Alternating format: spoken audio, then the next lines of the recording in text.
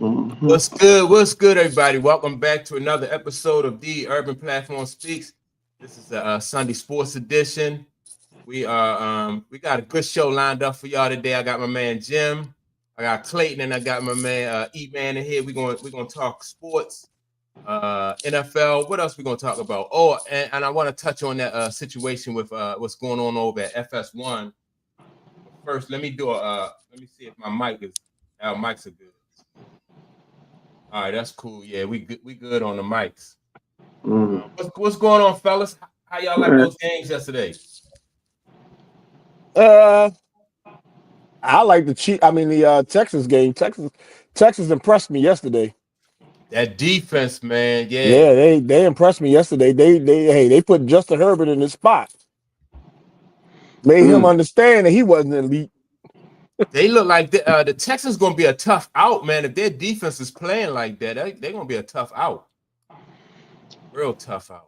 Yeah, Yeah, I don't. Yeah, their defense played well. But yeah, CJ, they to me they carried them for most of the game until Joe Mixon could take them down the stretch at the end to close the yeah, game out. But I don't know if they make it past the next round. Even if they have to come to Baltimore, go to Kansas City, yeah. I don't know if they make it past the next round. Well, that's. I mean, that's good news. That's good news for me. I don't Oh, want to. okay. I don't. I definitely don't want to see them. Corey, what's good, Jack? All right, come on. Yeah, Hmm. man, that's good. But Yeah. all right, man. So look, before we get into hey Corey, can you hear me? Can you hear us well? Yeah, I can hear All y'all. right. You can okay, all right, yeah. So before we get into like the NFL, I want to touch on this situation going on over at FS1, right? With the Skip Bayless situation with Skip Bayless, the young lady, I think she is a stylist or a hairdresser, and she like levied some charges against him for assault and stuff like that, right? And so, but part of the thing is though, is she like threw other people under the bus and brought them into the situation with with the Skip Bayless situation, Joy Taylor, Emmanuel Acho, and what's this other guy name? Charlie Dixon. Charlie Dixon. Yeah. Yeah. So Mhm. now, I think he's an man, executive. I think man, he's the have you been president of what'd you say, Clayton? I think he's the president of content there. Yeah, So Right, he's the yeah, he's executive. executive. He's Yeah. executive. yeah, yeah. So man, what do you think? What's your take on this situation with what's going on over at Well, FS1? if anybody knows exactly what's going on, what happened is that's the sister of Jason Taylor. You know who Jason Taylor is, the Dolphin, right? Right, yeah. So she was actually a bartender when she met the executive. Mm-hmm. Okay, so he put her on. And Mm-hmm. as he put her on and she started getting these bigger deals and stuff without this, how can I say it, without this experience, Mm-hmm. people started taking offense to it. Yeah. Okay. That's when Manuel came and she had this little thing with Manuel going on. And then Skip, from what they say, Skip tried to jump into it too. Like, hey, I give you this if you give me that type situation. Yeah. So Yes. Yeah. So they saying that Skip more so came on to the young lady. I think her name is Faraji. She's more so like the hairdresser Yeah. and the stylist. So Yeah. No Skip, team. Hmm. yeah. So that's where like everything originated from Hmm. because she is really foul. Her suit is against Skip, but she Hmm. dragged everybody else in. So I guess kind of sort of like to say this is like the atmosphere at FS1. That well, Yeah, was she probably well her she intent. drank because she used to be Taylor's hairdresser. Yep. That's how she met all of them, Mm-hmm. by doing Taylor's hair. Well, she Yeah. also did Skip's hair as well. Right. Yeah, Yeah. yeah, Yeah. but yeah, she Yeah. started with Taylor though. She started with Yeah. Taylor, got to Skip, and that's how the whole circle is coming forth around each other. but That's how? because she's trying to say that the executive and Emmanuel and Taylor knew about what Skip advancements were. Yeah, Yeah. and it was Taylor who told her just to drop it, right? Right. Yeah. Yeah. And Yeah. so she went to Taylor because she knew Taylor knew what was going on, and Taylor said, "Yeah, just ignore it, drop it, and don't do nothing with it. Yeah. And that's how she got drug into it as well. Yes. Yeah. Well, let me say this about like that situation where Taylor said, you know, because we don't know the context of that comment, right? Because it could have been a situation where those she could have complained to Taylor, which Taylor is, you know, and Taylor could have said something to the effect of you know, either pursue it, you know what I mean, go to HR with it, or either drop it, you know what I mean. So when we hear a comment like that, well, you know, get over it, you know what I mean. We don't know like under what context she said that under. So Well, that's why she put allegedly putting Joy Taylor's business in the street, because she said that Joy Taylor actually had an affair with Charlie Dixon, the president, while she was married. And according to some reports, this is why Joy Taylor's husband and filed for divorce, or they broke up, because he got wind of her doing these or having an affair at work. So she said that to say, you know, to present the atmosphere like she just told me to get over it, like it comes with the territory. So I guess to solidify that, she started talking about Joy's sexual, you know, some of the relationships, inappropriate relationships she was having, to kind of solidify that in a sense, and to kind of paint this atmosphere like HR didn't help me, nobody in FS1 would listen. And it's like, this is a cesspool, so to speak, you know. Right. This is how she was painting the picture. And this is why Joy business all in the street, if she's done these things. But yeah, and then the key part to that is too that she's got to show that mentality going over in Fox, because she's an independent contractor. That's why she didn't go after Fox, because she's an independent contractor, not hired by Fox. But if I she believe, wants to, I believe Fox got, I believe Skip, but I believe Fox got named in a lawsuit as well. No, Skip. Well, at first, Skip is named in the lawsuit. Yeah. Okay, and then her lawyer piggybacked and tried, and now trying to name Fox. That's why the executive got drug into it, because now they're trying to say, well, as long as the executive knew, we can drag Fox into it now. No, they both got named at the same time. She was saying Fox failed to protect her, suing them, and Skip made the advancements and Charlie Dixon made the advancements. So the whole thing is one lawsuit. No, but when she first filled it out, it was only against Skip though. When she first initialized, it was only against Skip, because she's an independent contractor. No, it was against Fox and Skip. Okay. But you know, anytime something happens to you in the workplace like that, and they fail to protect you, they can be liable. No, but as an independent contractor, Fox has no reliability to protect her. She's an independent contractor. Okay.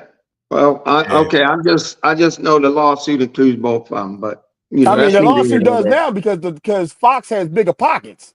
If you're a lawyer, you go after the bigger pockets. Yeah, and Fox has a history, even on the news side, right? O'Reilly got in trouble, Ailes got in trouble. It's something that a lawyer can point to the culture across the board. Right. Yeah, I agree with that. But let me ask y'all this: the young lady who filed these claims against Fox and Skip Bayless, right? By her bringing in Joy, do y'all think that kind of hurt her case? Because now everything, like all the attention is more so on Joy than it is. You don't hear anything about the other the other defendants in this claim as much as you do about Joy and her escapades at FS1. I think that's only on social media and on the blogs and stuff. Joy's being dragged, but I don't think it's her being dragged in the public marketplace is going to have an effect on this girl's lawsuit. Yeah. That's just talk. Everybody talking about Joy because, you know, some of Joy's previous statements and stances, and, you know, she's been quoted on Speak saying, because somebody got a job someone got a job because of their relationship. I think it was Jeff Saturday with the Colts. Okay. So she was adamant about that, saying, I don't want to hear nothing. You know, people talk about women not, you know, being qualified and stuff like that. She was trying to make the comparison that it's all based on relationships and, you know, the hard work and all these things women do should be rewarded, and nobody should get a position because of the relationship. So now it's not aging well, you know, and then, you know, and some of the other things, she was supposed to be so pro feminists and women's rights and all these kind of things. And then, you know, so people having fun with it, like, oh, you talked all that, but now this is how you got your job, you know. So I think that's why she's really being dragged more than anything, you know. Yeah. Corey, what's good, Corey? You've been keeping up with it? No, I'm just the first, not the first time, but I just saw like tidbits of it, and man, I don't want no parts of it. I got bigger fish to fry on this podcast, but yeah.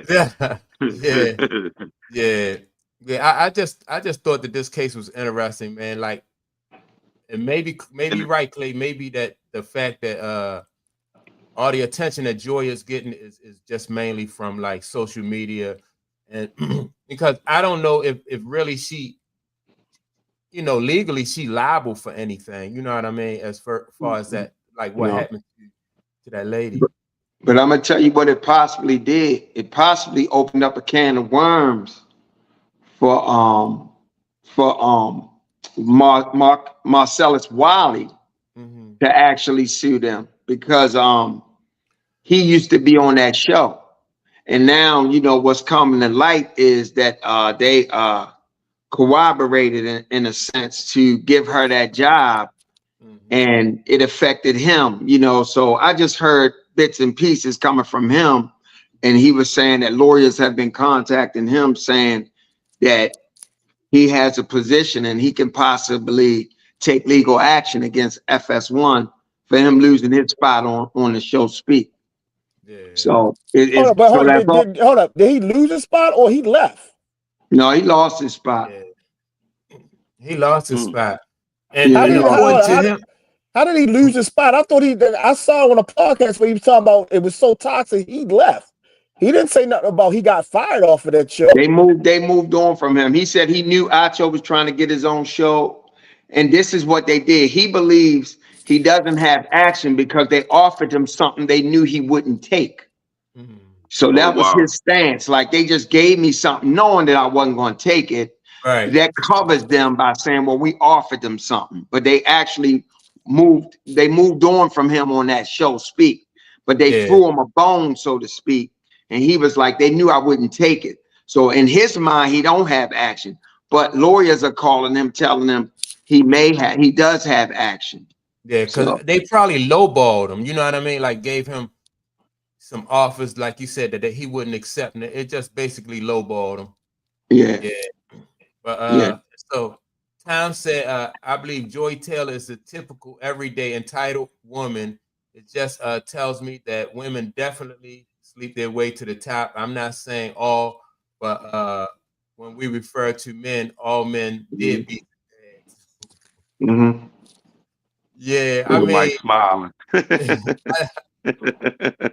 just think that I just say that, like, see, some women will lean into that as far as like trying to manipulate the situation so they can get ahead, right?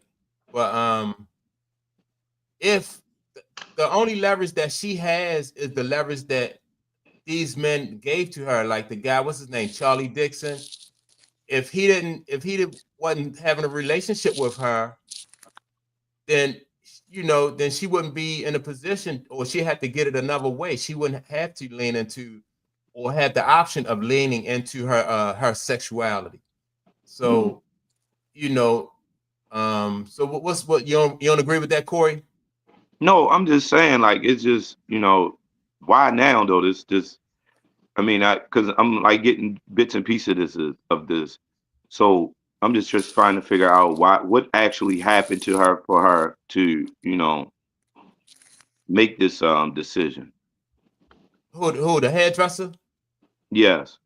Well, she left or was fired from FS1, I think like back in October or November sometime. And so now this is the claim has come after, I think, and before that she was with them for like 13 or 14 years or so, something like that. And so now recently that they parted ways, now she's filing this suit. Didn't she leave the same time Skip left? I don't know. I'm not sure about that. I don't know when she left, but they did say she was part-time.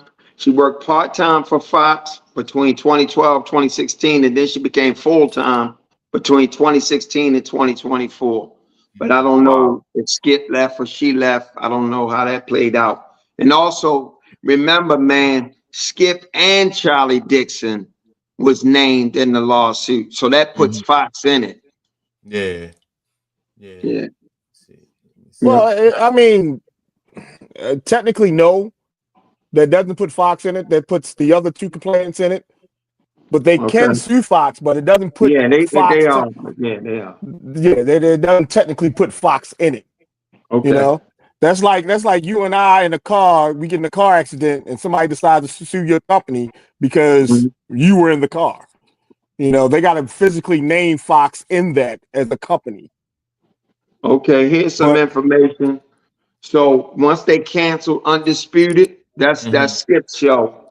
Right. The woman claims that they removed her from being the hairstylist on the schedule, and then she says they started systematically reducing her work schedule and ultimately terminated her employment by removing her from the schedule entirely, using fabricated business necessities as a pretext. That's what the lawsuit says. So I think Skip was gone first, but then they worked her out afterwards. See, so I'm gonna put it out there. So let me get this straight. All right. So she did not have a problem with the situation when she was employed. Okay. Didn't have a problem with it. But as soon as Fox say Undisputed is gone, so you need to be gone too. Now all of a sudden you was in a toxic work environment. Yep. Right. That's the part that kills me with these lawsuits that goes on, because there's some women, excuse me, out there that's legitimately getting harassed in the workplace. Okay, and will come up front soon as it happens. Yeah. And we as people in society sometimes won't believe that. And the reason that comes up is because we have some women that say they get sexual harassed in the workplace, but don't say nothing until the workplace fires them. Yeah. So she basically pulled a Drake. If she had won the rap battle, if she had won the rap battle, then she wouldn't have filed suit. Exactly. So if she had still been employed with Fox right now, we wouldn't be talking about this lawsuit right now. You wouldn't be. You're right. You're absolutely right. And that does a dysfunction to those women that are legitimately getting sexual harassed every day in the workplace and comes forward with that as soon as it happens. I disagree with sexual harassment the whole way down the line.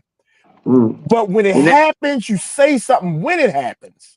You don't say something when it comes to the fact it needs to benefit you.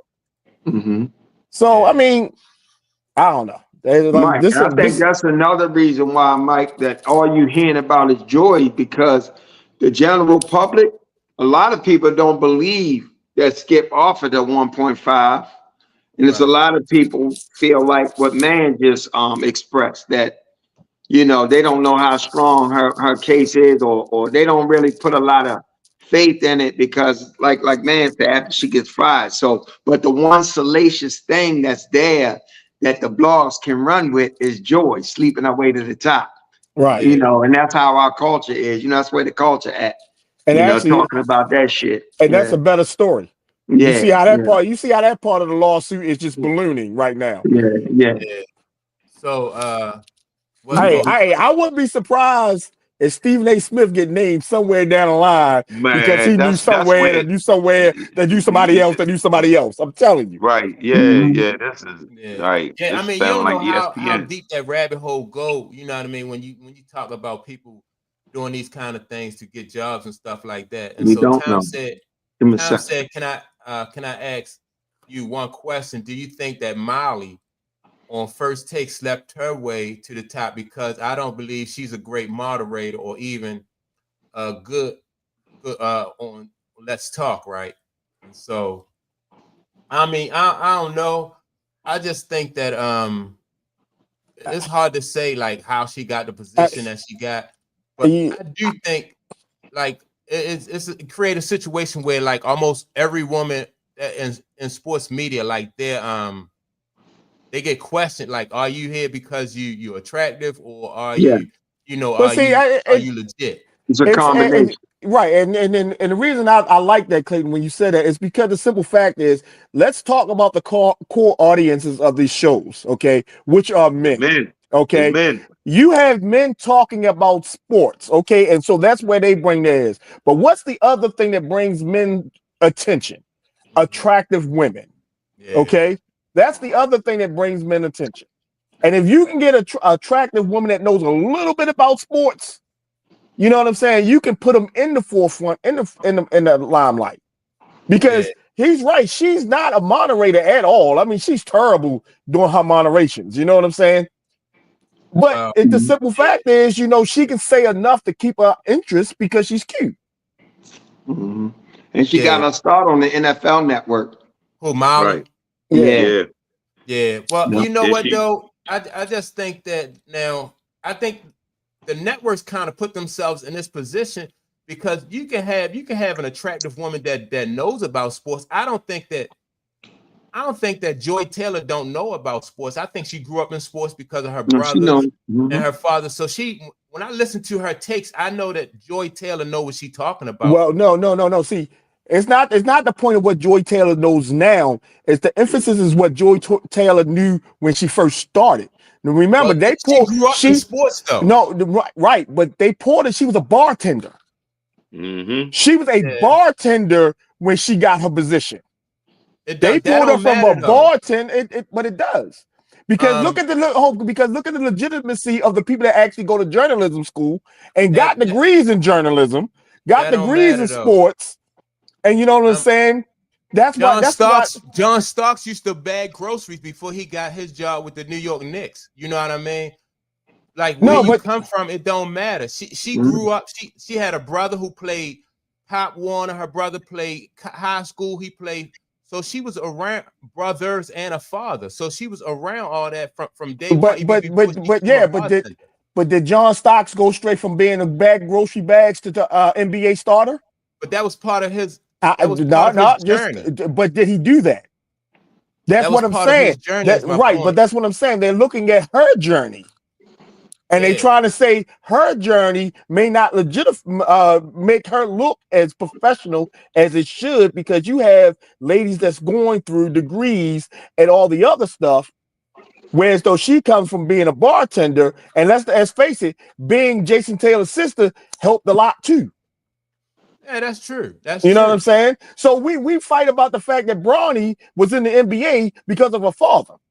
Yeah. I mean, because of his father. We fight about that all the time. It's sort of the same situation then.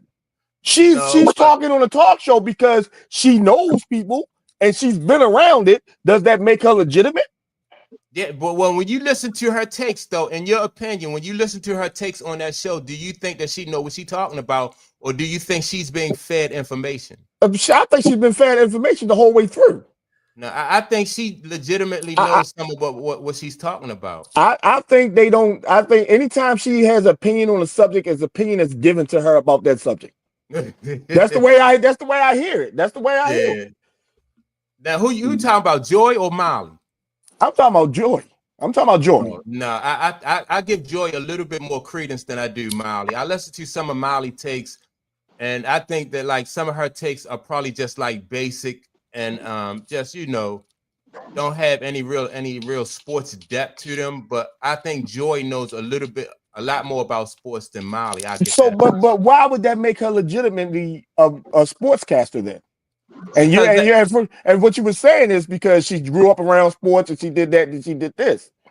Well, but then I don't think like, in my opinion, I don't think that you need somebody else's somebody else's like approval to have an opinion about sports. You know what I mean? Because when you think about sports and life kind of like they kind of mirror each other, right? So you can have an opinion about sports that will fit into life because they mirror each other. And so that don't mean that you need to go to like a journalism school.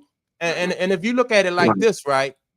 If you need to go to either you need to play professional sports or you need to go to journalist school, then we need to just sign off of this podcast right now because none of us play professional sports and none of us. I'm speaking for I don't know about y'all, but I haven't been to like a journalist. You know, I don't know about journalism. I just know that I like sports and I've been watching it for years. Well, yeah, right, but and this is the climate. They've changed the positions on TV. Now it's about opinionists. So you'll have some journalists, but you also have some opinionists. So this is why they're free to give their opinion.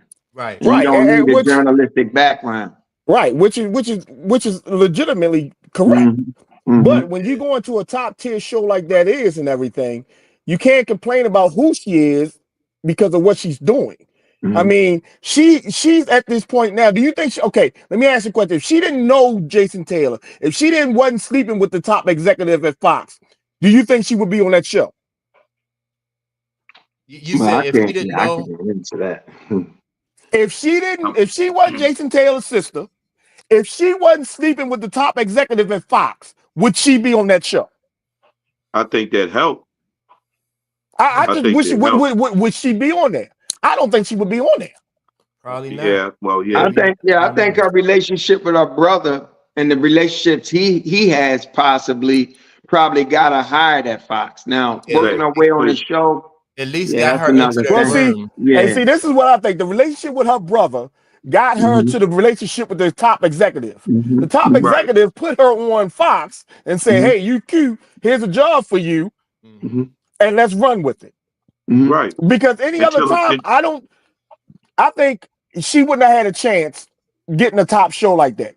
Now, if she was on a regular podcast like we are, of course, sex sells. So yeah, she definitely could do her own podcast and everything else.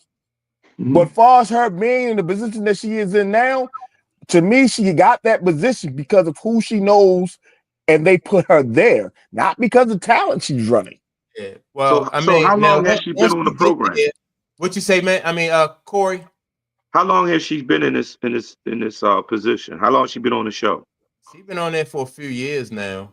I just think that once you get to that position, all right. So however she got there, right? And so if she not qualified, then that would show through too, also, right? So that's just like LeBron James' son got the tryout. We know he not. You know what I mean? If he'd have got a tryout for the team and you know what I mean, he turned out to be good, then it is what it is. Right, so but when she knows sports though. But when you sleeping with the executive, who's gonna fire you? I don't know. Right, that's what I'm saying. I think she benefits both ways with that. Yeah. She benefits in both ways. Put it this way. Let me ask you a question. She has an unfair advantage. Let me ask you a question. If Fox fired her today, do you think ESPN will pick her up for a show?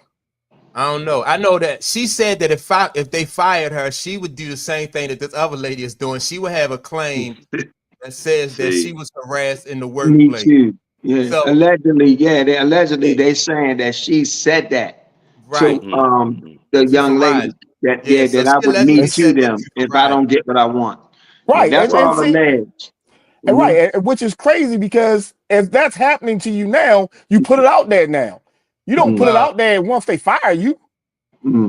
I think you make that threat if you've got the receipts. Right. So that kind of tells me she's got the goods. Yeah. Right. Absolutely. Right. And so that's why I said so. It all boils back down to Charlie Dixon, and it also comes back to Skip Bayless, because if you don't give those ladies that kind of leverage, then they don't have that leverage. If you are hiring them because they are really qualified for the job, it's attractive women out here that know sports and that are qualified for the job, and so you don't have to go through that just really disrespect the sport too. So if you don't care enough about the sport, whereas though you want to put people in there that can relay a real message, then you bringing down the network like that too. You know what I mean? Just putting somebody up there just because they look good. And when they say something that's really that don't hold any water or that don't really pertain to the sport that they talking about, then that makes them look bad too. Listen, you can put a woman up there, you put an ear plug in her ear and tell her exactly what to say, and that will legitimize everything. Because let's be honest, these NFL players and these NBA players that they putting on these podcasts and ESPN is bringing back and forth, all of them don't know what the hell they talking about either. True. That's true. And what they get 5 seconds of fame and then they gone. Well, So it's all about what you can provide to the audience, and these ladies are attractive. You know what I'm saying? Listen, all I know is when I was a teenager and in my early 20s, I got up all the time to watch Robin Roberts. And she wasn't a model, but she was smart. She knew what she was talking about with sports, and she was super intelligent. And yeah, I mean, I thought as a trailblazer, she was amazing. She was very good at it. There's some others too, but it's a viral clip. Well, it went viral years ago.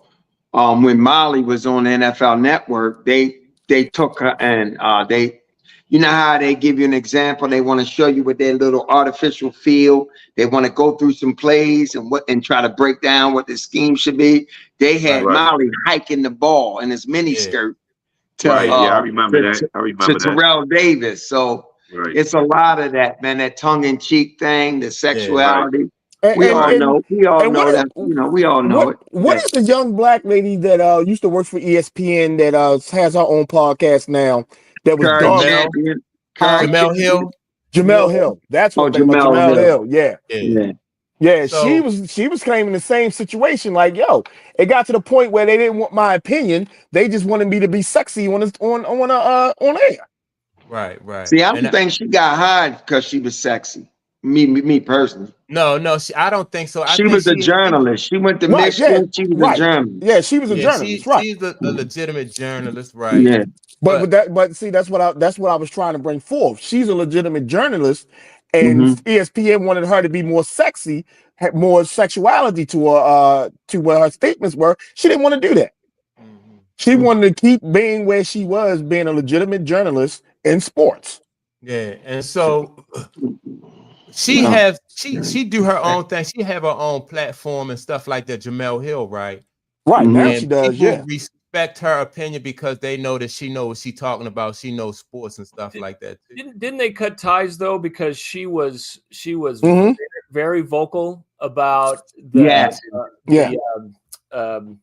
like the Me Too movement and all that. It was she did speak out on the Me Too, but the Kaepernick situation. Kaepernick situation. Very brought in to, hey, you know, and that and in the world we live in, that became very divisive for folks that, you know, love to wave the flag. And I think that just got too hot and they didn't want to stand by her. And I think she also made statements that was kind of an indictment against ESPN, whom she was working for. Yeah. Yeah. And so, you know, regardless of her opinions, she was willing to die on that hill. So, you know, I give her a lot of credit for having integrity. Yeah. So well, she stood on what she believed in. She stood on her plight. Yeah. But the integrity thing is some things too that come from her that's a little biased. Like once you have a bias, sometimes it's hard to be 100% just for, you know, 100%, you know, have total integrity with your takes and the things you're saying, because they always seem to be skewed towards your bias. Yeah. Like sometimes you can make everything a thing. Yeah. And I think that's a little unfortunate. I don't think that's, Well, let me ask you this. Well, don't everybody have biases though? Yeah. No, Yeah. not I everyone. agree. You don't think so? Not everyone. I No, think not everyone everyone.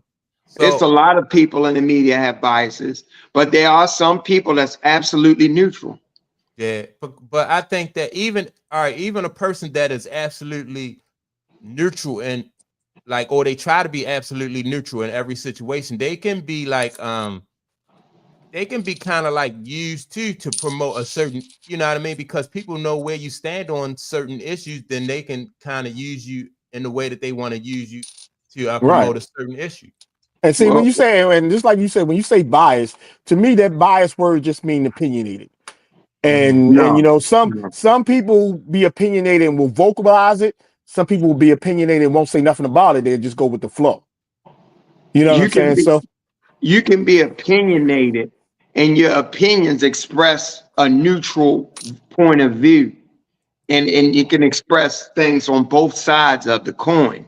right, To you can me, also that's be neutral and that's being unbiased. but if you have an opinion about, if you have an opinion about something, that's how you feel about it, regardless of which side it rolls on.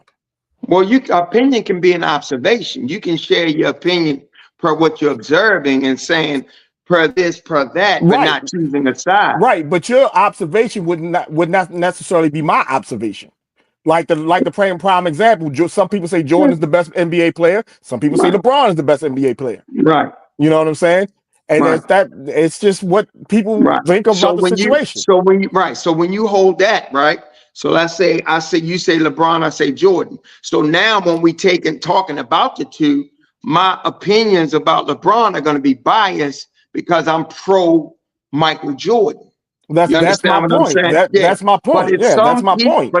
But it's some people that are neutral that don't have a side. And that's what good journalism is. Listen. No. If you don't have a side about an opinion, you shouldn't even talk about it. Plain and simple. That's not true. That's what true journalism. No. But that's what journalism was built on. It wasn't about. No. Journalism. And the reason you feel like that's not true because you're not unbiased. No, so it's journalism is built on telling the truth to the people. That's what journalism in an unbiased manner. Journalism isn't about our opinion. Right. It's telling the truth in an unbiased manner. Right. So you can't bring a journalist into this conversation because they are supposed to report the truth. Yeah, we as the people taking the information in, then we give our opinion about it. And that's my point. That's my point. Jamel Hill was a journalist, but a lot of what she reports became very biased in terms of what she feel and believe. No, she put her beliefs into the situation. Yeah, y'all kind of saying y'all saying the same thing. Same thing. Yeah, y'all saying the same thing. Yeah. Yeah, you're saying the same thing. But all right, so Time says that when you got true journalist women that deserve the jobs, like Jamel Hill, you may not like her, but she's way better than Joy Taylor and Molly and the rest of some of these women that report on sports. Yeah, I mean, I don't agree with everything Jamel say, but I do know that she you know, she know what she definitely know her shit, right? She definitely knows her shit. Yeah. So yeah, man, I just wanted to bring that because this case is kind of interesting, and I want to see like where it leads to as far as like, you know, what's settling out of court. Result to this. Settling out of court. You think it'll be settled out of court? It's gonna settle out of court. Settle out of court and shut it up. It ain't even gonna make court. I think you might be right because I don't think Fox, Charlie Dixon, or Skip Bayless want to go to court. And a lot of people that probably haven't even been brought up probably don't want no parts of this either. Right. And then she being the plaintiff, she may not want to go to court necessarily to bring out other stuff that she has to prove. Mm-hmm. So it may work both ways just to settle. And a lot of times when these people, because in America you can bring a lawsuit for anything. You know what I'm saying? And a lot of times lawyers aren't looking for lawsuits to go to court. They're looking for the lawsuit, especially against major companies, just to be settled. Because they don't want the bad publicity. They don't want to go the court route and have all the dirty laundry out there. And people know that. And the time it takes. The time it takes. People know that. That's why they settle out of court all the time. Yeah, well, it depends if it works to their advantage. You know what I mean? Advantage. Like, but sometimes it does work to their advantage, because when the corporation pays a lawyer, that's a lot of money. Right. Now, right, if you're in yeah. litigation for 5 years, a corporation, that could be millions and millions of dollars for a corporation to pay a lawyer, where she's only looking for $1 million to settle. So even if you're guilty or innocent, if she's looking for $1 million to settle, and you think it's going to take $5 to $8 million to go to court to prove that you're innocent, you know what I'm saying? You got to do the math on it. Yeah, it depends if they benefit or not from. Because the crazy part is, the way America and society is going on today, it costs more to prove that you're innocent than it does to prove that you're guilty, which is crazy. Because you always, our justice system is built on being innocent before trial. Yeah, supposedly. Right, supposedly. Yeah. All right. Yeah. So all right, that was yeah.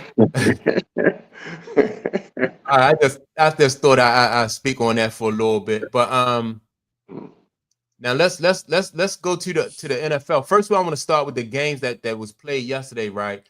With the Texans. What y'all think about that game? I think the Texans, their defense looked pretty good yesterday. You know, and I was surprised though that the guy Herbert threw all those. Now, every pick that he threw wasn't his fault, but you know, I was surprised at his overall performance. I think he was under the playoff pressure. You said trying to make a big play. Yeah, I think he was under the playoff pressure. Oh, all right. I think they need to get some wide receivers that can stretch that field. That's what I think. They just need to get some wide receivers that can stretch that field. They'll have it next year. Yeah. And I just think it goes back to something that's very simple and fundamental. They had no running game. And when you have no running game, the quarterback is going to be under duress, and and you're throwing like that, you're going to make some mistakes, you're going to be under pressure. You need balance, you know, and I thought Houston defense looked good, you know, but no running game. Yeah, they the Chargers didn't have no running game. And they just blew them out the water. Just took control of the game, especially that second half. Yeah. CJ looked pretty good, but you know, even him, uncertain. Yeah, once you become one-dimensional in NFL, it's gonna be hard. It's gonna be hard.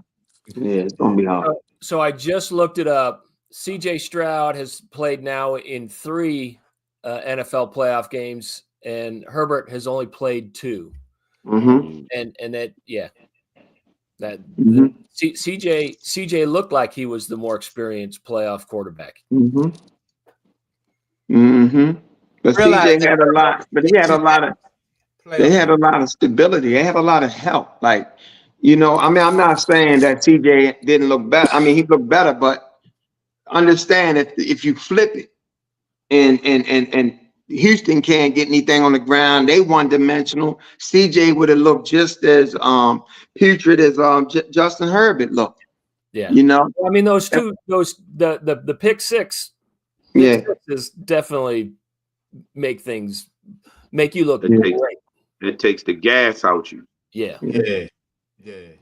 But I can sit on routes when that's all you're doing. You know what I mean? Yeah. Yeah. So it's a lot to it, but yeah.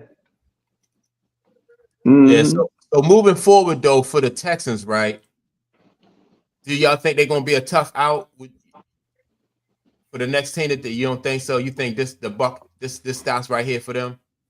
If they're facing with somebody they got more weapons, it's going to be more challenging for them. They were just up against a opponent that just didn't have a running game. So I think if they're in the same they're going to be in the same position they were last year.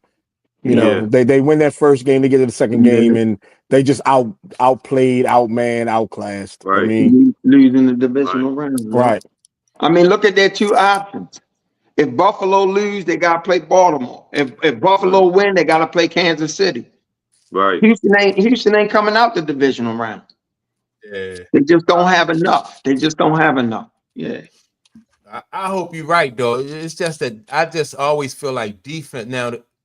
Defense and a running game in the playoffs, you know what I mean? Their defense looked good, and Nixon, whatever his name, Nixon, he looked good yesterday too. So that's formidable, the running game and the defense. You're right. Yeah, but you got to remember, at each step you go up, you're going up against a better team. So, and you got to take in consideration Chargers offense, the Chargers running game, how prolific it was, how they ranked. Like to start the season, it looked like they was going to be doing it. But then JK got hurt and that running game started taking a step back. So I don't even know how, you look great against them stopping their run, but can you really stop, a Derrick Henry? You know what I'm saying? Can you stop somebody else a little bit more formidable? Yeah. So, but I love Houston. I love CJ Stroud. I love Houston.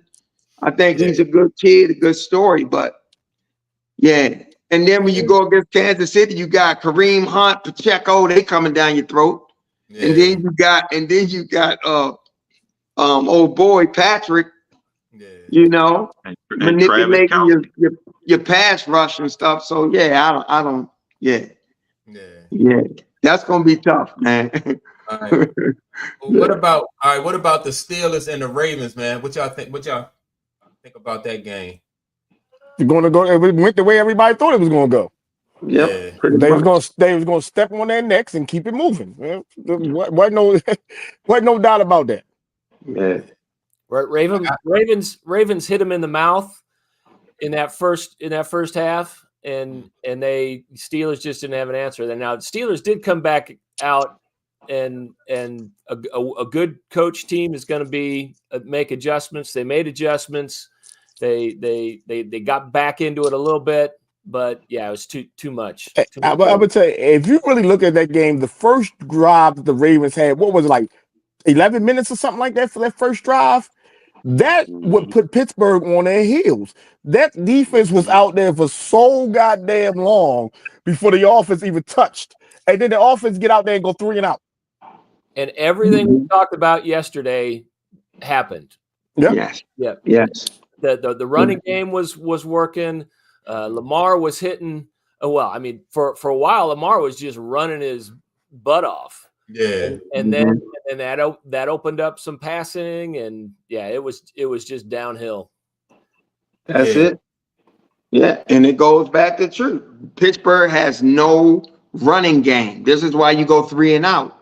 You always playing from behind the sticks. They have no running game. None. I mean, it's hard anyway going against Baltimore because Baltimore top against the run, but they don't have a running game. I'm not sold on Najee Harris. I'm not. I don't think, and they're not sold on Najee Harris because they didn't re-sign him yet. Yeah. They're not sold on him. Yeah. Right. But that's all they had. Yeah. Well, look, how many yards did Derrick Henry end up with yesterday? 183 or something like that. 186 and 2 touchdowns. 186. Yeah. And they gave him the ball 26 times. See, they were so efficient. That's the perfect remedy with Baltimore. That's perfect. Lamar threw 16 for 21. He ain't throwing it all over the yard, right? You pounding the ball, opening things up. He makes plays with his legs. He hit the efficient passes. Yeah. You keep it simple. You play good defense. That's it right there. Yeah. I thought maybe they should have gave it to him 30 times, but yeah, I'll take that. It wasn't even necessary. I mean, it wasn't necessary. It wasn't necessary. Yeah. I mean, he still got 26 carries for 186 yards. Overkill. What more do you need? What was the 30 carries going to do? Corey's trying to overkill. 200 yards. He would have got 200 yards. What was the 200 yards going to do? Nothing. Just change a stack. That's all. Yeah, that's it. And people are so consumed with stats, man. Instead of looking at what's really making the game, what's deciding the game. It's not the stats. The stats just a reflection of the outcome. But what's deciding the games? You know what I mean? So, yeah. And yeah, the Ravens had they coming to the second quarter. I mean, the second half, it looked like Pittsburgh was going to do something, and of course, bum Russell Wilson, kills that again. So well, Tom said the Steelers didn't have a chance. He said he was telling people to stop listening to the media. The media don't like Lamar. They don't want to in the face of the NFL. That's in his opinion. Right. Well, see, I don't understand how you're gonna make the state. Well, Tom, that the media don't like Lamar because the media is the one that chooses the MVPs. Right. So I think they really like Lamar. Yeah. Yes. Yeah. I think they really like Lamar. Yes. Yes. Corey, what you think? You think Lamar get enough? Because Clayton said, people get caught up in the stats, right? But I mean, as we can see this season, he has outstanding stats. But then you got the argument is they're saying that, comparing it to the Josh Allen situation, that people believing, that Josh Allen should get the MVP. I'm confused. I mean, due to what happened last year, Lamar didn't have the stats last year. Let me unconfuse you, okay? Lamar only leads in quarterback stats. He's only on the top of one stat out of all the quarterback stats. He only on top of one. Okay, all the rest of them he's in top 5, but he's only on top of one. They have a weaker record this year than they had last year. Okay, so his impact isn't as felt as his impact isn't as immediate as it was last year. Okay, they're not even top in their division. I mean, in their conference. No. I mean, in their division. So if you look at it that way. What impact did Lamar had to make the Ravens better this year? Look at his numbers, but what was Lamar's impact? Derrick Henry had more of a bigger impact this year than I think Lamar had on the Ravens this year. So if you want to fight, a more balanced team too, right? If you want to fight for an MVP, it would be Derrick Henry as the fight, because we all know what Lamar does, and he's actually downgraded now from what he did last year. I mean, I don't know. I think he's still consistently. He's elevating his game consistently. But how? I mean, just one. I mean, I'm saying because he's not taking us out of the game. He keeps us in the game. But Derrick Henry brings the balance that we needed. You know what I mean? To take some of the pressure off of him. So, but when was Lamar ever paid to take y'all out of the game? He's always been paid to keep y'all in it. Every quarterback is paid to keep you in it. But he's not out there making a whole lot of mistakes. So did he make a whole lot of mistakes last year? Look at his interception ratio. So let me ask you a question. Did he make a whole lot of mistakes last year? No. He didn't throw a lot of interceptions last year. So what was your expectations for him this year? To throw a lot of interceptions? No, that's not my expectations. Right. That's what I'm saying. When you're an MVP, that means you're elevated the expectations of what was going to happen to you and your team to where as though everybody's saying, wow, Lamar didn't do that. We know who Lamar is. Now, if Lamar would have thrown for 7,000 yards, 1 interception, 40 touchdowns, then that'd be a different story. But Lamar doesn't even lead in yards. I don't know. Wait a minute. Who leads in yards? Josh Allen. No, I mean, not Joe Burrow. Yes, Joe Burrow. Yeah. Right, Joe Burrow. But what I'm saying is, the Ravens, listen, if you thought that Lamar was going to suck this year, then he's your MVP. No. I didn't think that. Not at all. Okay, right. So why would he be your MVP this year then? Because his stats are not even comparable to last year's. Actually, his stats are better. He's having a better season than last year. But the team's not. But the team's not. The team's not. Right. The team's record's not. But this is the thing. The stats project the production that happened. Right. But the way that production came about, the average fan don't understand it. All they see is, oh my God, he got 40-something touchdowns. He only got 4 interceptions. But they have no clue on why that's happening as opposed to why it didn't happen last year. Now you insert Derrick Henry, and that matters. because now you're opening things up and you're allowing Lamar not to have to throw a lot, which is keeping his interceptions down, which is keeping him efficient. You got guys catching the ball in stride. They're getting yards after the catch. You got balance on offense. You can't key on one thing. So with an athlete like Lamar, who's electrifying, that just opens things up for him to make spectacular plays. But so you see the spectacular play, but you don't understand all the rest of the stuff that allow him to be out there running and doing all these things. This is what I was saying about Derrick Henry. Every time they lined up in the eye with Ricard in front, Ricard pick up that first guy that has the potential of stopping Henry in the backfield. And it's Ricard hits him. And now Henry can hit the hole. So let's talk about that. Because you know Ricard was only out there for 3 plays last week. Yesterday, right? True. That's not true. It is true. Look at his stats. It's not true at all. Look at his stats. It's not true. He was out there for one touchdown run. What stat did you look at that said Ricard was on the field for 3 plays? How many plays he was on the field for? Listen, I'm not going to get into that. I watched the game. You saw the game. I saw the game. All right. Derrick Henry, his yards come out of his yards came out of anyway. I saw it. But anyway. His yard, no. We ain't gonna skip this. We ain't gonna hold up, man. Because there's no way. There's no way. Huh? I just wanted to add something to Clayton. Todd Monken played a part 2 this season too, with giving us the right play calls.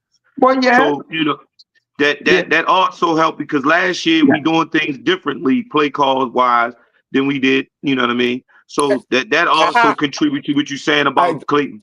I'm you my man. And the offensive line, you gotta give the offensive line a lot of credit too. Exactly. You my man, but I don't think it's Clay Monken's play calling, because they were still calling the same plays last year, except for the championship game. They were still running the ball down people's throat last year. Right? They were still. Come on now. Monken was still calling the same thing. You wanted this moment. As I was saying, the Ravens do not run in the I formation. They do not run in the fall formation. They do not run in the near formation that needs to have a fullback. Derrick Henry got his rushing yards from Lamar being a shotgun, play action, hand it to him, let him run. Without a lead blocker, because they're going man on man. But we do use Ricard as a lead blocker in some plays. Listen. Like I said yesterday, when y'all within that 5-yard line, that's when he comes in, and that's what happened yesterday.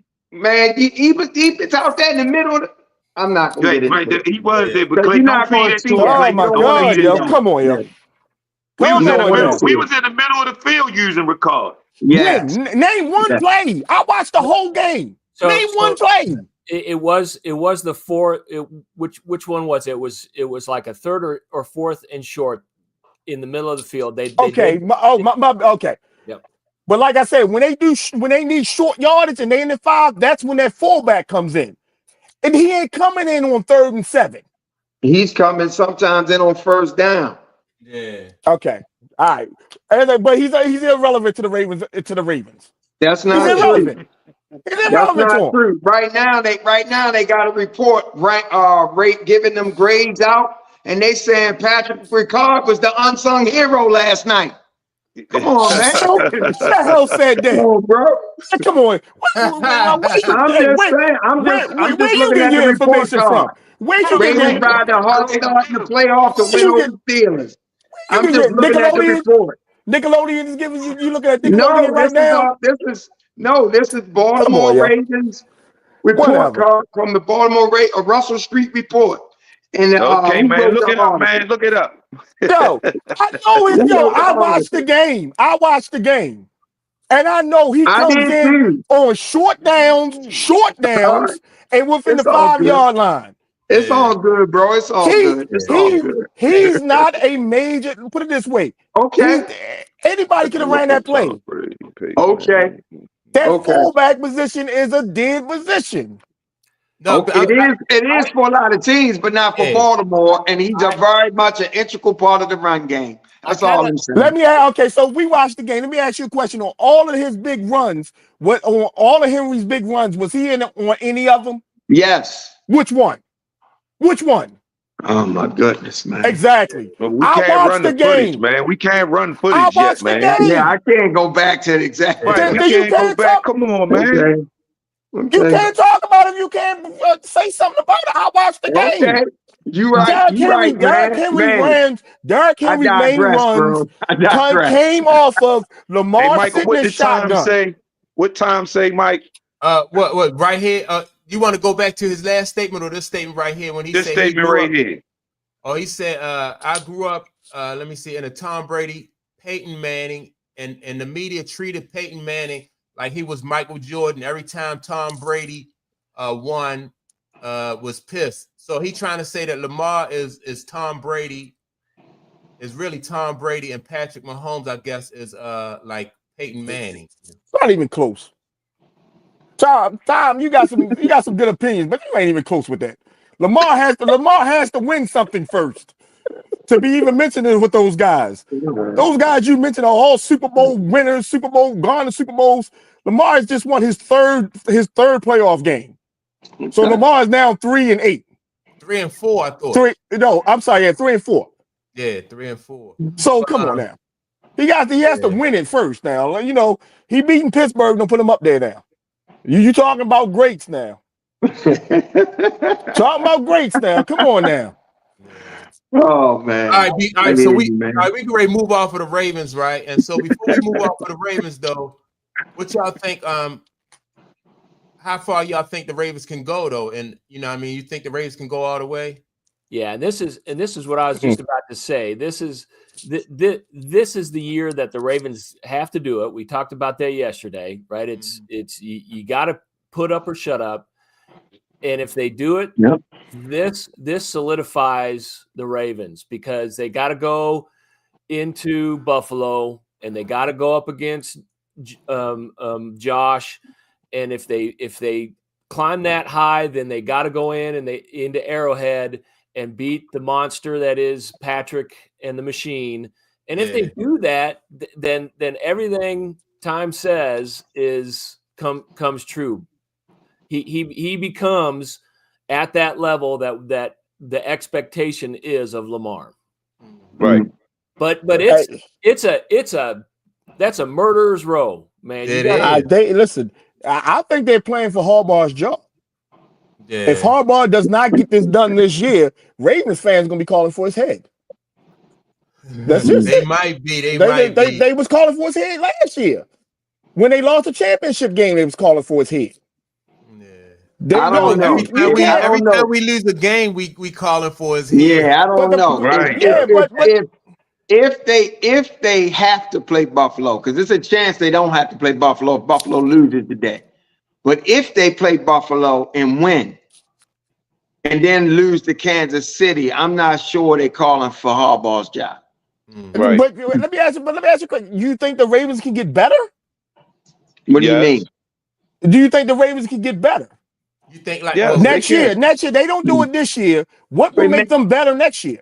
Well, you can make you can make additions to your roster, personnel, and things of this nature that can help you get improved.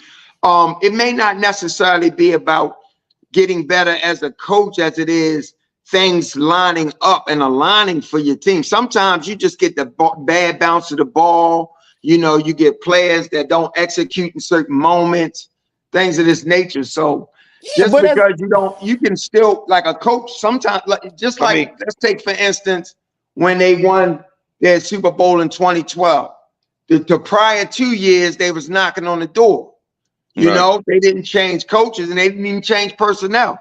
They go to New England, Lee Evans drop a touchdown, they miss a field goal, they come back the next year and they get over the hump. So sometimes it ain't necessarily sometimes you can get better with just getting one more year of experience in those pressure situations. So the next time you win it, we just did that. We just did that this season. We got better from last year. Well, I'm gonna reserve that. You didn't get better from last year. Your record was worse this year than it was last year. I'm gonna reserve that yet. Because Pittsburgh was a team that was limping. I think they're a more balanced team this year than they were last year. But yeah, they are definitely a more balanced team. I thought they was extremely balanced last year until they got into the playoffs and then they reverted back. Now I'm gonna reserve it because Pittsburgh backed into the playoff. They was actually falling apart going down the stretch. I'm gonna reserve it. So I must wait till next week, the week after, and just see if they really have, grown from last year's experience and they're a lot more settled in the playoffs. I'm gonna wait. See, but the reason I say that because I think that Harbaugh, I mean, you can give Harbaugh but so many chances. Lamar is only gonna have but so many chances to get to the spot. You know what I'm saying? And next year isn't guaranteed that you're gonna have all your people. I think they got to get it done this year. I just think right. That's what I'm saying. I think they got to get it done because if you go off the track record of last year, you are in prime situation at home and you do not play Ravens football. That's not a personnel problem. That is a coaching problem. This is why I say they don't have to get it done this year because you still got Lamar under contract and he's still pretty much in his prime. So a lot of times that whole got to get it done. A lot of times coaches and quarterbacks are married together. So if you know what I'm saying, so I don't see them moving off Lamar. Well, to me, but you don't want to keep. You don't want to. The reason why I say they got to get it done this year is because of the balance that they have on offense and like how potent they are. And then on top of that, when you look at Kansas City, you see like Kansas City. To me, like this year, they're not as strong as they have been in past years. They won a lot of close games, and so I just think that like this. But they getting healthy. But they started getting healthy at the end. Everybody's came back. But I understand your point. I mean, but they still gonna be balanced next year. They signed Derrick Henry to 2-year contract, so he's not gone anywhere. Yeah, but my question is this: you still have the same roster and you still got the same coaches. Why would you expect a different result? Because sometimes it's about growing. You know what they call that, right? What? Insanity. Well, no. You do the same thing. No. Check this out.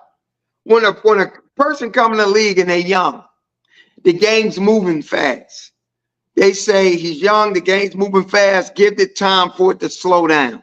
And I know Lamar's been here 7 years now, but it's still slowing down.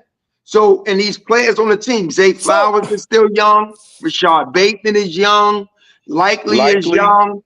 Each year, you get a little bit more experience. You see something this year that you haven't saw before. So next year, you're prepared for it. So to me, it can usher in better execution if you let them gain some more experience. I wouldn't necessarily say you can't improve. No, I'm not saying that you can't improve, but when you at the top of the mountain, the only place you can go is digress. You can only go down. The Ravens was in the championship game last year, okay, and did not get it done. Now you're saying this year, if they don't get it done, what's your expectations for next year? What I'm saying to you is this: you can't. If the Ravens fans, the way they run, if Harbaugh doesn't at least get to the Super Bowl this year with the team they got, there should be no expectation that he's going to get there next year. Or the year after that. So are you speaking that for yourself too, man, as a Dallas Cowboy fan? I know. And they got my Dallas Cowboys. We don't have the talent like the Ravens have. Yeah, I'm just not so sure now. We don't have the talent. As I watch them play, and depending on how they play, that could be a determining factor. Oh yeah, it's time for Harbaugh to leave. But I can't say that because if they play a close game, if they play well, and let's say they go in a shootout or something, or they score for score with Pat, and he gets the ball last, and no, I can't say that. I can't. You know what I mean? But I'm just saying the way Ravens fans are, they was ready to get rid of Harbaugh in September. Okay. They was ready to get rid of him in September. Man. We moved on from that. Let it go, man. You can't. How you move on from that? How do you move on from that? Tell me that. I've let it go. Huh? I've let it go. Hey, you've been letting it go since Lamar's been there. That's the problem. You've been letting it go. Lamar's okay, but we didn't have this, so I'm gonna let it go. Last year, we didn't run the ball, we lost, so I'm gonna let it go. I was the same way when we had Brian Billick. I was on the fence. You know what I mean? That's the nature of the business. But listen. what happened to Brian Billick in the end of towards the end of his career? He started losing. What y'all do? Got rid of him. Right. Yeah. Yes, But he we ain't started that. losing. We not at that. But Baltimore But we let him not at go that because point they right lost now. to the last place team. They didn't have a win. The only win on Right, that team's record. He started losing, and he was very arrogant. expectations. I'm just saying, if you keep expecting the same thing from the same players and the same people, and you keep getting turned down, eventually somebody's gonna have to say, "Yo, what the fuck is going on?" Yeah. The Ravens is in this position every single year, and But has not accomplished I every disagree single when you year. have I disagree when you have a young nucleus like Yeah. Baltimore has. I get both of y'all points. I get both of y'all points. I was just trying to say that I think that, you know, this a prime opportunity for them to do it with the balance and because really the only weakness I really see is like the only thing that scared me with the Ravens is that is their secondary. Other than that, you know, I like, you know, But we have improved on that. We improved on that. But so all right, yeah. so let's move on to like today's games, right? We got that first game we got Denver and Buffalo. And so big game. What y'all think about that Denver and Buffalo game? I think it's going to be Buffalo's to lose. Denver to take that. I think Denver going to take that. You think so? I think it's Buffalo's to lose. That young quarterback, no playoff experience. He's a rookie. Going up against Buffalo in Buffalo, I think it's just Buffalo's team game to lose. Yeah. I'm not so sure though, because too, I think Buffalo's secondary, I think that's an Achilles heel for them too. And and I'm not so sure, you know, with Sean Payton calling the plays, his system, it might be some plays out there for Bo Nix to make. And that defense, I'm gonna say this too.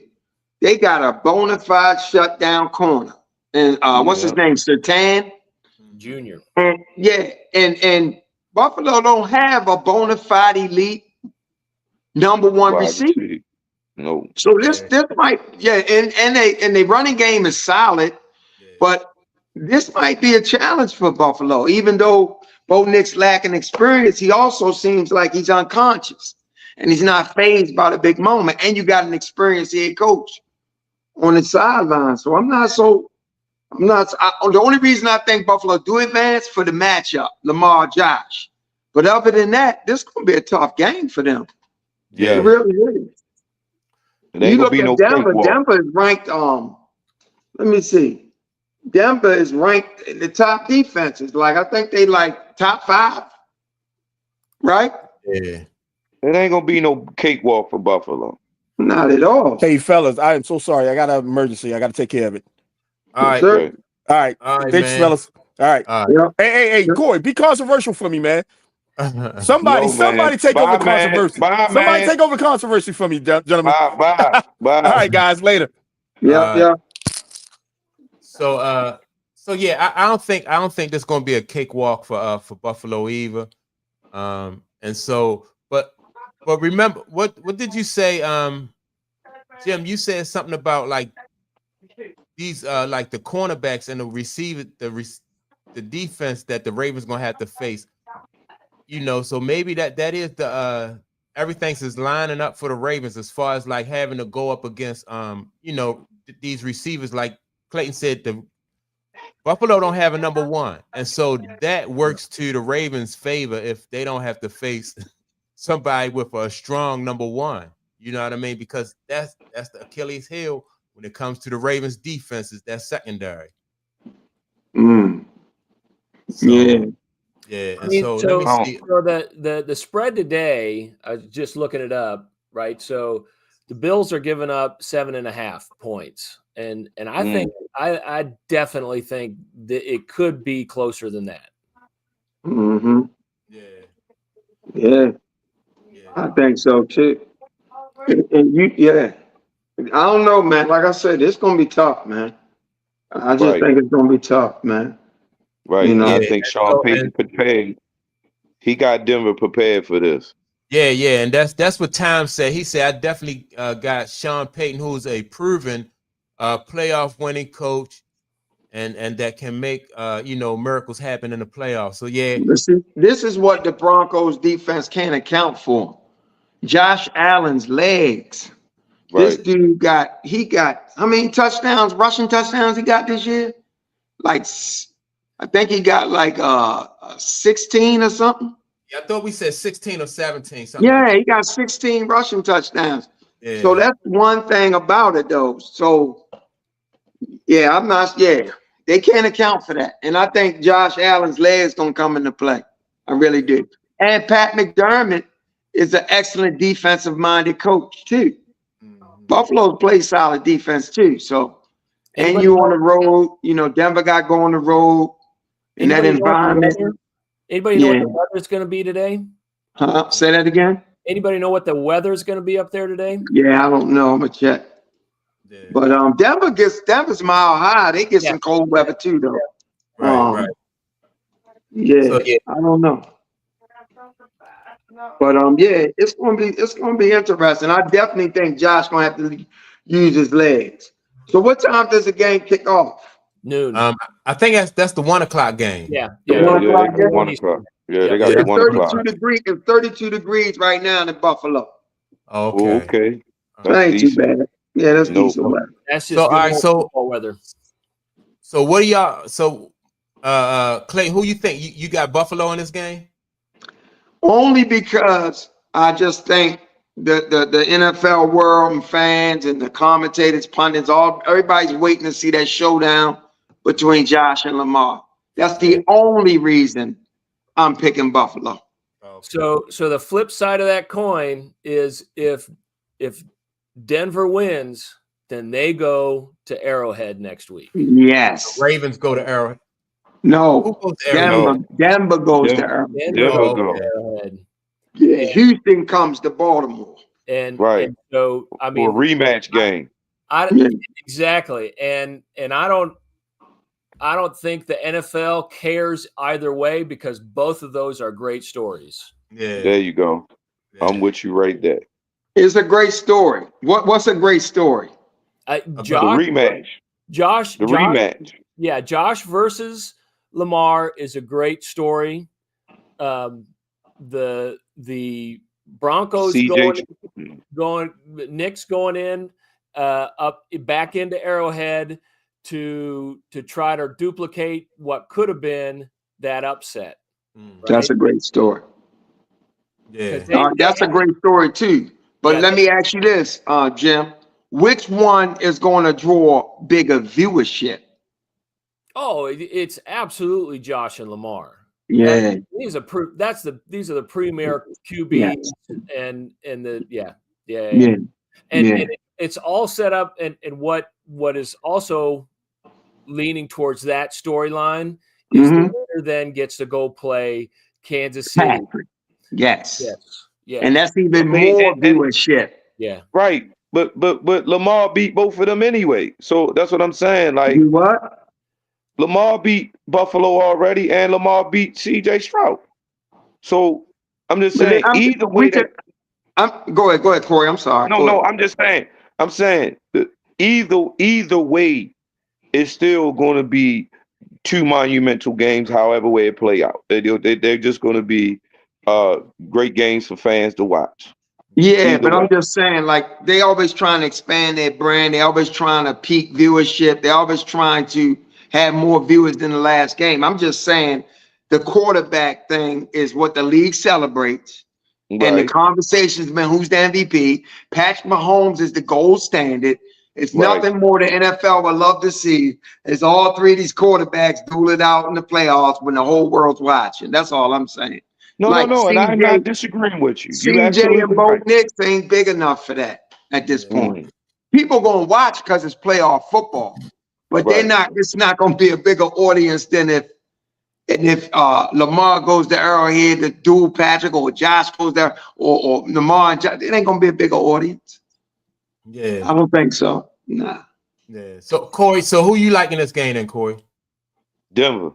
You like Denver? What about you, Jim? No, he don't like Denver. He hoping for Denver. Right. He want to see an easier path. He want to see an easier path for the Ravens. Keep it up. Yeah. Yeah. You don't want to crown no champion. You want the path of least resistance. That's what you want. All right, man. Yeah. Jim, who you got? The Buffalo or Denver? I think I truly think it's a coin flip. If I had to put $10 down, I'd put it on the Broncos. If I had to put $50 down, I'd put it on the Bills. Yeah. So you stand neutral, Jim? No, yeah, Jim. I'm going to go ahead and pick Denver. Come on, Jim. Come on over here. Yeah. So if I was flipping the coin, I'm gonna lean towards Denver because I've got aunties that grew up in Denver. They'd be getting on me if I didn't pick the Broncos. But yeah, I would love to see the Broncos come in and play against Kansas City. Because I think that there's some good storylines there, and because they beat them once at the end of the season in a garbage game that nobody cared, but they almost beat them in Arrowhead in the last seconds, and they just got that field goal blocked. Yeah. Yeah. Let me see what Tom said. He got Denver also. Yeah. So. I kind of agree. I kind of think Denver got a legitimate chance to. Yeah, man. I think they got a legitimate chance. So let me see. All right, so everybody except for Clayton is going for Denver. All right, the next game is Green Bay and the Eagles. Green Bay and Philly. What y'all think about that game? It's gonna be a good game too. Philly. That should be a. Go ahead, Clayton. No, Jim is the resident expert in the NFC since he's a Viking fan. So I think I would love to hear his opinion. I think I enjoy every chance to watch Green Bay lose. They got a good team this year, and you got to like that kid Love. He's really shown he's progressed and becoming one of the elites. I just think the Eagles are just too strong across the board. All phases of the game, they're at the top. They're playing good at the right time. Going back to the number one talking point that Clayton likes, they got the running machine. Yes. And that's been my number one story all year was the Giants losing him and the Eagles picking him up and just rolling with it. Yes. But can I just say this though? I mean, they are the machine, but Jalen Hurts with this concussion protocol, right? He been out for a minute with that. Like, we haven't got a chance to see what he, can do since he been in that concussion protocol. Correct? Yeah. Like he didn't have a game after that. Like he's, we don't know where his game is. Like we didn't get to see a game after that.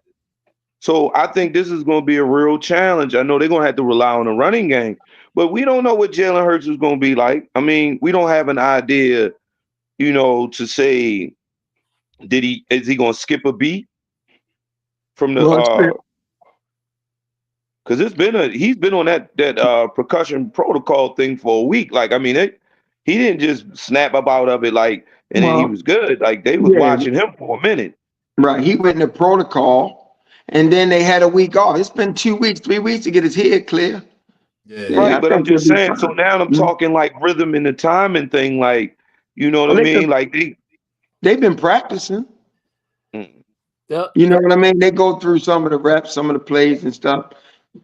You know, I'm not taking nothing away from your point, but I'm just saying I don't know if No. Yeah. I was just throwing that out there that it could be a hit and miss. It could be. We'll find out in the first quarter. We'll find out in the first quarter. But I mean, we know what the Eagles are gonna do. Yes. They're gonna come out, they're gonna run the football, and if they need to change it up, they're gonna throw in some screen passes. They don't have to air it out. They're gonna establish the run. They're gonna find the weaknesses and exploit the passing when needed. But when needed. But this is what I'm saying. If I was, Green Bay, I would focus to pushing them to throw the ball. Well, you can try, but Philly got the biggest as a game plan. Yeah, they got the biggest offensive line in football and the best offensive line in football. So trying to force them to throw, that's a great game plan, but that's a challenge.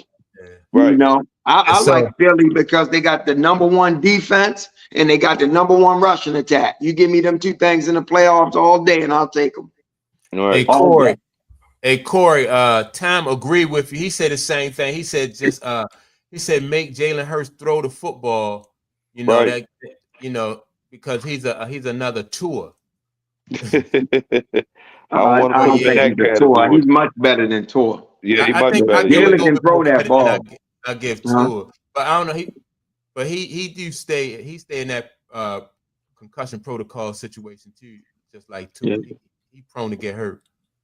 But I think that I think Philly is going to win that game. Let me see. In the next game, I think it's going to be a good game. It's Tampa Bay and the Commanders. I think that's going to be a really good game. Yeah, I think that's going to be a really good game. But I do think, in my opinion, I think Tampa Bay going to edge them out. And only reason why I think is because I think Baker Mayfield is a little bit more seasoned and experienced than the kid. And, I just like the whole Tampa Bay thing right now, and I just like what Baker doing over there, man. I mean, don't get me wrong, the Commanders, but Daniels, but I just don't think he can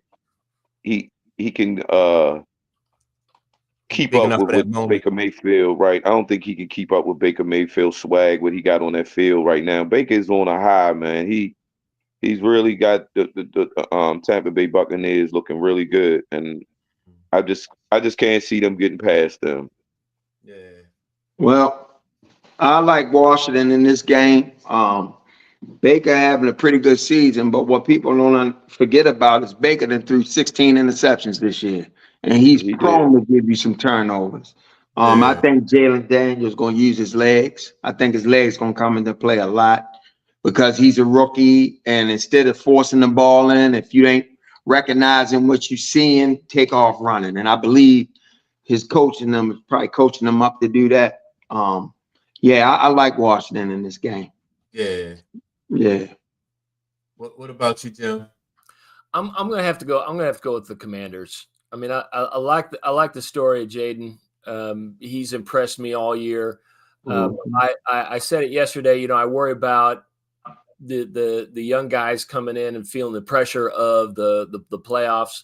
But I think Clayton's kind of convinced me. I mean, the kid plays without any fear. Mm-hmm. He does. I don't think he feels the pressure. And I think if he's listening to Todd Bowles and he's taking advice and he's saying, don't do anything. Don't force it. Yeah. Don't force it. And he's got the skill to get out there and if he's got to get 4 or 5 yards, he's going to do it on his feet.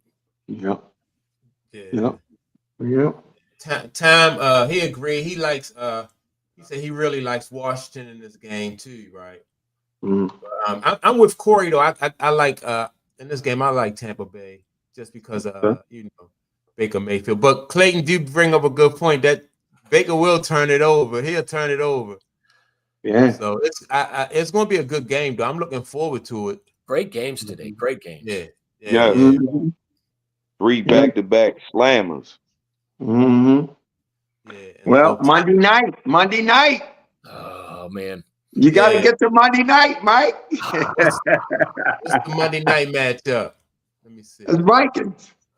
it's a Viking. The Vikings in the Rams. Oh yeah, the Vikings and the Rams. To be honest with you, I think I like the Rams. I mean, the Vikings in this game. I don't know why. I'm just not impressed with the Rams. I'm cautiously optimistic. Yeah, I'm not impressed with the Rams. Yeah, I like the Vikings. Two teams beat the Vikings this year. They lost to the Lions twice and the Rams once. the Rams. That's all in the regular season. And that's enough motivation for the Vikings to be ready for this game, because I don't believe they were ready for that first game in LA when they lost. Yeah. They're gonna be ready. They're gonna have attitude, and they know what the mission is. And I think KOC is going to have them ready. Offensively, they have the tools to get it done. Defensively, Flores has them cats just hitting, and that Van Ginkel, man, he is out there all over the field sticking people. So I think this is going to be old school. Two teams getting in there and just trying to dominate each other, and I think the Vikings have the edge. Yeah. But I think across the board, though, I just think across the board, the Vikings just look like they just have more talent across the board than than the Rams. Yeah. And I think the Vikings got a solid running game as well, right? Right, Jim? They got Jones that came over from Green Bay. From Green Bay, right. They got Cam Akers, right. And who's been right really good coming out of the backfield and catching as well as running. So yeah, they can establish the run, and of course I been saying it all year. They got the best tandem out on the wideouts. Yeah, no doubt. And their tight end, he's back. He's healthy now. Hawkinson from Tight End University out of University of Iowa. He's just a standard tight end that comes out of Iowa, and there's a whole bunch of those guys that can play. So yeah, they do produce tight ends. Yeah. I mean, to me, take the pressure off Sam Donald. You got that good running back. Get him some easy throws early. Get him in rhythm, and see where it takes you. I'm not sure how stout the Rams defense is. I'm not sure. It's middle of the pack, and they should have dominated them during the regular season. But I mean, the Rams came to play. And I expect they're going to come to play. Now, luckily, it's not going to be in LA because of the fires. They moved it, but so technically it's a home team for the Rams. But the Vikings travel well. I expect there to be lots of representation there. And Matthew Stafford, though, he is so good. He is good. He is good. Yeah. He might can't run around and all that, but he is good inside that pocket, man. Yeah, and that's why, and I think that's why they won that game. Yeah, because he made great decisions. Yeah, and he's a Super Bowl champion. Yeah. Yeah. I expect a good Monday night. Yeah. Get in there and just there's going to be some. Whoever establishes dominance on the line, I think, is gonna have the edge. So Tom said, for some reason, I got all upsets. I like the Rams, and that quarterback for the Rams is sneaky good in big game. He loved big games. Yes. So, yes. So I can't even disagree with that. But I'm just, We'll see how that. I can't even make a choice in that game. I saw the Vikings, but I haven't seen enough of the Vikings this year or the Rams. So Yeah. Yeah, I got a chance to check both of them out a couple of times, and it just looked like that Vikings had more talent. Yeah. Yeah. What he's saying, I can see something there, Ray Lewis. Yeah, say the But I can't Rams read could the go whole to thing. Ray What he's Lewis, saying, Mike? Baltimore. Oh yeah, he said the Rams could go on a Ray Lewis Baltimore run with Flacco. Watch out. Oh, he Right, mean yeah. the last ride. Right. That when When Ray we said had it's the last ride. Right, yeah. But Yeah, I don't think the Rams are big enough story this year for that. I just don't. Yeah, but that's funny though. That's funny. But Yeah. well, when the Ravens and Flacco did it that year, they wasn't really a big story either, though, was they? No, the Ray I Lewis think was a big. That that was a was big Ray story. Lewis Yeah, it was Ray was Lewis. it when Ray arm got messed up? That was when he was on it's his the way whole out. retirement and all that. Yeah. When Ray announced he was retiring, then his arm. So He was such a staple in the NFL, man. They gave him that. They gave him that honor, like gave him that. Yeah. They put the red carpet out. Yeah, he walked off. He had that walk off. Right. Walk off Super Bowl retirement thing. That was a big story. From the beginning of the season. Yeah. So, I mean, just think about it, Mike. Why would he come out right before the playoffs and say, I told my team, this is my last ride? Yeah. If that wasn't theater, I don't know what is, man. Come on, man. and then they go to Denver, and on that last play to go into overtime, all of a sudden, Denver's defense allowed Jacoby to get behind them. Yeah. Come on, man. That's why I say some of this stuff is just Hollywood, man. Come on, man. Come on. Yeah. And it was interesting too in that New England game. Talib, he was shutting Bolden down. All of a sudden, he got hurt. He came up with some kind of injury, left the game, and now Anquan just started playing. Let him post up, and he was just muscling people. So I don't know, man. I don't know. It's hard for me to believe in all this stuff, man. It's like don't be denigrating Talib, and I mean, good Kansas kid. I said he was locking Anquan down, but all of a sudden when he got hurt the second half, Bolden took over. You know, that's all I'm saying. I'm not saying nothing against the skill. I'm saying maybe, you know, he got a little whisper in his ear, you know, come up with an injury, time for you to go out. I don't know. Well, that's funny. And that's before FanDuel and DraftKings. All that. Yeah. But remember, gambling was still huge. Yeah. I was telling my friend the other day, he was like, I can't see how they can fix games. I said, bro, remember all the point shaving scandals, the black side scandal, games been fixed forever. And now the NFL is just, you know, you know what I mean? They in bed with it. So hey, Clay, come on, man. Tell them go to YouTube and look at Allen Iverson on YouTube, the scandal that he was in with the referee. That lets you know right then and there. You talking about that Phil Donahue or whoever? Yeah, with Allen Iverson, with that one ref that kept calling the games against him, and he was betting on the games. He was betting on the games, right? Yep. And that referee tried to indict David Stern, the commissioner. He said they used to get memos saying you got to make sure every time this happened, call this. I mean, I don't know, man. Yeah. But anyway. Yeah. Rams gonna go on a magical run. I hear you, Tom. I hear you, bro. Yeah. What he say about? He said that same referee had a problem with Rasheed Wallace. I think that's the same guy who also had a problem with Tim Duncan too. Okay. Yeah. I think he had Rasheed Wallace and Tim Duncan, a few players, because I think certain players used to just call him out. You know what I mean? They used to just call him out. Yeah. So man, he was making tons of money though too. Yeah. He was making a shitload of money. Yep. Corey, everybody here in Baltimore, they say every 12 years the Ravens win a ring. So they think 24 is their time. Are you caught up on that too? Hey, look, Clayton, they also threw this one in there. They threw this. They said Trent Dilfer was 28 years old when he got his. 28. They said Flacco was 28 when he got his, and now you know Lamar just turned 28 too. Yeah.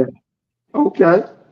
Yeah. Okay, so however way the unicorn go, man. However the unicorn go. I hear you. Yep. That's crazy. Yeah. Yeah. All right, man. I know I said we was going to do that NFL. I mean, yeah, the NBA. We could just wait and just do that next week when Man be back. Yeah. You need Man in here for that. Yeah. You need Man in here for that one. That's a whole discussion we got coming. Right. Yeah, it is. That is a big discussion. Yeah, that's a good one. Yeah. I want everybody make sure they like and subscribe to the channel. We are steadily growing, slowly but surely. I think 9,700 and something subscribers. Wow. Yeah. So I appreciate everybody. Everybody who like and subscribe to the channel. Everybody in the chat time. We had a few other people to go back. Somebody named A1, a few other people that was in the chat. But we appreciate everybody who participated in the chat. Make sure y'all tune in every Sunday at 11 a.m. That's when we do our live sports show. And man. With that being said, we can ready to sign off and I'm going to get some snacks together so I can check out these games. Yeah. Right. Everybody out there watching, enjoy the games, man. Enjoy the theater. Yes, enjoy it, man. It's a treat today. Really a treat. Yeah. Enjoy the games. And Jim, I'm gonna wish you some luck tomorrow night. I'm gonna wish you some luck. I don't have a horse in the race, but I know you bleed purple up there. I do. Hey, Jim, go ahead. Clayton, go ahead. And I was saying in this one here, Corey bleed purple and black. Yeah. What is it cold up there, Jim? Y'all get a lot of snow? Y'all got a lot of snow? So in Kansas today, I think the high is going to be about 33. That's better than Baltimore. Yeah. So we've had snow. We got about 6-8 inches a week ago. And so it's still on the ground. It's going to warm up later this week, but yeah, it's not too bad. Oh, okay. But y'all averaging like where we at, so that's not too bad. Right, yeah. So always. All right, fellas, I appreciate y'all, man. Y'all enjoy the game.